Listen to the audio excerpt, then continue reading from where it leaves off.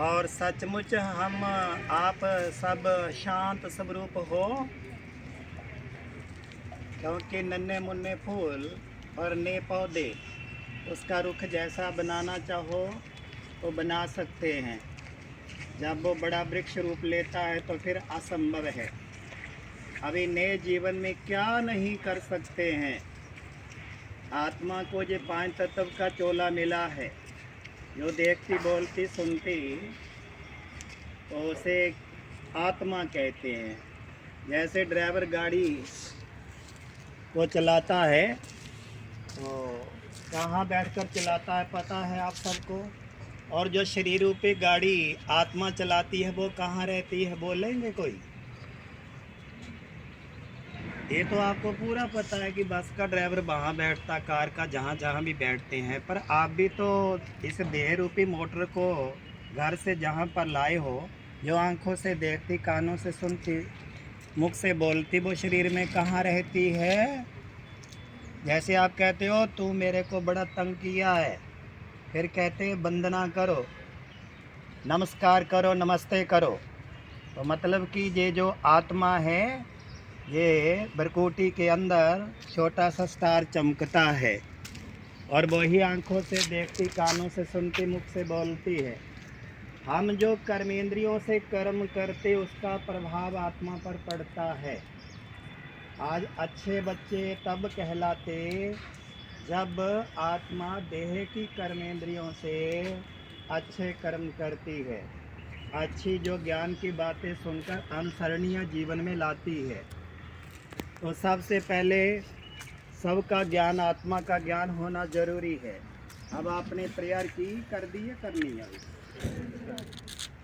उसकी क्या लाइन थी आज, क्या बोला? हाँ जी, हाँ देखिए, जिसकी बुनियाद अच्छी पड़ गई तो पर मतलब सारा दिन खुशनुमा रहता है। और बुनियाद जहाँ ही नहीं पड़ती है, जैसे आपकी आंखें खुली तो दिन की शुरुआत हो गई। अब आंखें खुले तो पहले जो 10-20 ख्याल लेने हैं, ऐसे लेने हैं कि ज्ञान युक्त हों, युक्ति युक्त हों, अपने जीवन में एक रौनक लाने वाले हों, खुशनुमा रखने वाले हों। क्योंकि शुरुआत है। रात भर सुषुप्त अवस्था में आत्मा जब होती है तो सवेरे में जो पहले हमारे ख्याल होते हैं तो वो एक संस्कार बनते हैं और दिनचर्या भी उसी पर उभरती है। तो कहने का भाव, जो हम प्रेयर करते हैं परमात्मा की, तो क्या हमारी प्रेयर भगवान स्वीकार कितने % करते होंगे? 100% करते होंगे या परसेंटेज में? देखिए, परमात्मा को अपनी प्रेयर स्वीकार करवाने के लिए बच्चे को होनहार बच्चा बनना पड़ता है। होनहार बच्चा बनने के लिए विद्यार्थी जैसे स्कूलों में अपने अध्यापक गुरुजनों के समक्ष ऐसा बोलना, उठना, माना, रिस्पेक्ट हो कि अंदर से दुआएं निकलती हैं। दुनिया में आज तक देखिए डॉक्टर्स कितनी ट्रीटमेंट करते, जब पेशेंट रह जाता है तो कहते हम बेबस हैं। कहाँ अगर इसका कोई पुण्य या दुआएं किसी की लग जाएं तो कह नहीं सकते हैं। सबसे पहले दुआएं अपने परिवार से लेनी होती है, अपने माता पिता से लेनी होती है।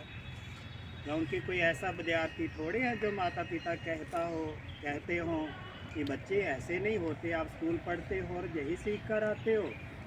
क्योंकि वो क्या मिला उनसे, इसलिए हमारा ऐसा हो कि उनको दिल से दुआएं निकले। जैसे आप स्कूल में आते हो तो अध्यापकों से, गुरुजनों से जो व्यवहार करते, जो आपको शिक्षा प्रणाली दिखाई बताई जाती कि उसकी प्रतिक्रिया क्या देते, तो उससे भी दुआएं मिलती हैं। आज दुनिया में जो महान व्यक्ति बने हैं उन्होंने समय को बर्बाद नहीं किया, चाहे वो अपने घर में हो या विद्यालय में हो।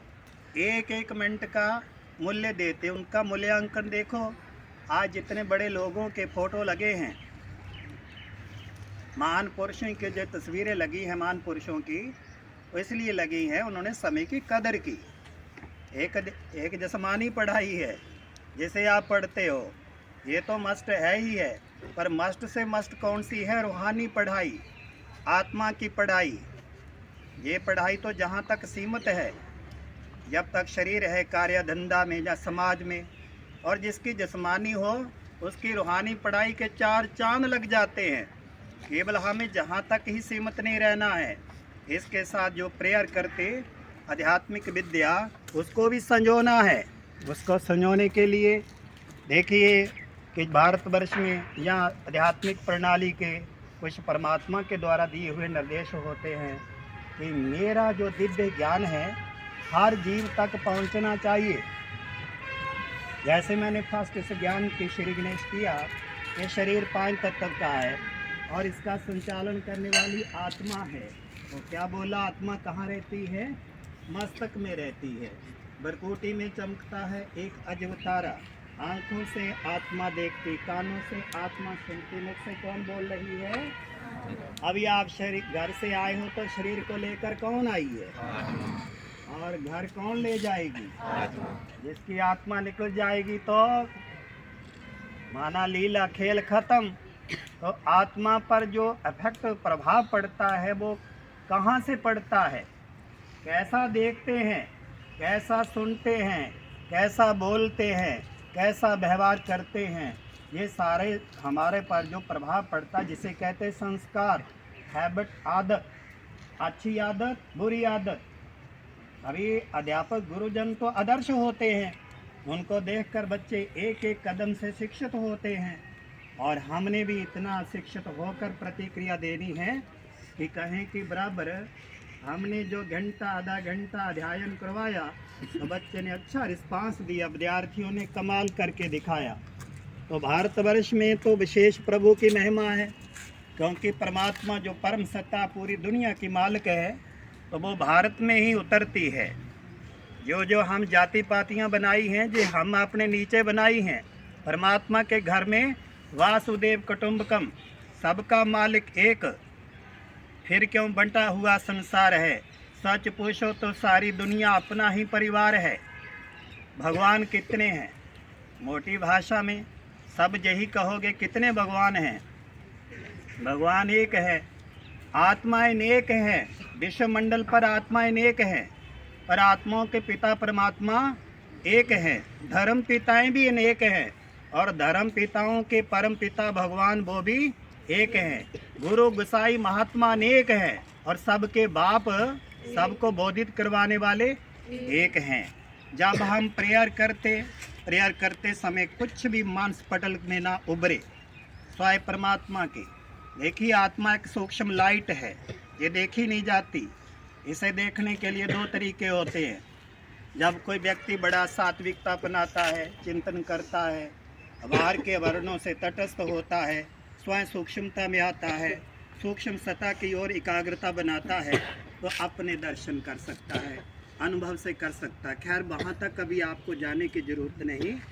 आपका ये है कि अच्छा बोलना, अच्छा करना, अच्छे व्यवहार में रहना, माता पिता भी आपकी सराहना करें और गुरुजन भी आपके गीत गाएं। और बहुत से विद्यार्थी अच्छा पढ़कर दाएं बाएं अच्छे स्तर को जब पाते हैं तो स्कूल का नाम भी बाला होता है और जिनसे शिक्षा ली होती है उनका नाम भी बाला होता है।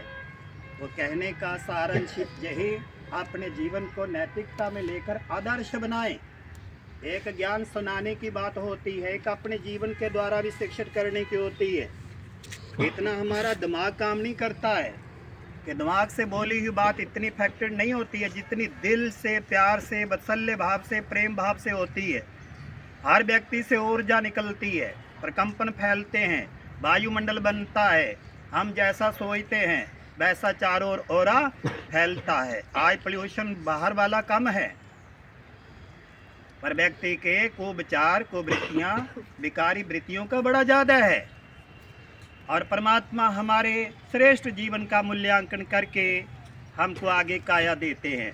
जैसे दुनिया में कहते हैं वो स्वर्ग में स्वर्ग जैसा बन जाता, देवता बन जाता, महान आत्मा बन जाता। इसलिए अपनी ध्यान प्रणाली को इतना ठीक बनाएं कि इसकी बुनियाद पड़ी हुई, जिसे कहते जिसने बचपना सुधार लिया, छोटेपन में अपने को निखार लिया, तो वो जीवन चढ़ती कला में होता है और तोड़ तक स्वयं तो आनंदित रहता ही रहता है, पर दुनिया को टोटली एक प्रेरणा का पुंज बना होता है। तो आप में से जो हम अपनी शब्दावली रोज करते हैं। कोई अनाप शनाप भाषा विद्यार्थी नहीं बोलते, गाली वाली भाषा का प्रयोग नहीं करते, एकदम गुस्से तरारे में नहीं आते, परस्पर झगड़ते नहीं और सदा खुश रहते हैं। जो 24 घंटे खुश रहता है आप में वो हाथ खड़ा करे। अच्छा 23 घंटे रहता है वो। अच्छा आप में से कोई ऐसा विद्यार्थी तो नहीं है जो घर में रूठता हो, रूठ कर आ जाता हो, ऐसे वैसे हल्ला गुल्ला मचाया? कभी आप में से कोई ऐसा